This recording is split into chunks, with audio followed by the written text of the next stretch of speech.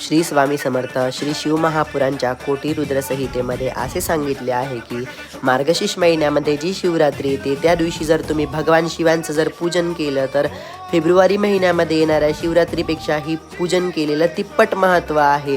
जर तुम्ही या दिवशी व्रतही नाही करू शकलात, भगवान शिवांचं जर पंचोपचारी किंवा षोडशोपचारी जर पूजन केलं तर तुम्हाला त्या शिवरात्री व्रत केलं एवढंच पुण्य लाभेल असं शिवमहापुराण कथेमध्ये सांगितलेलं आहे.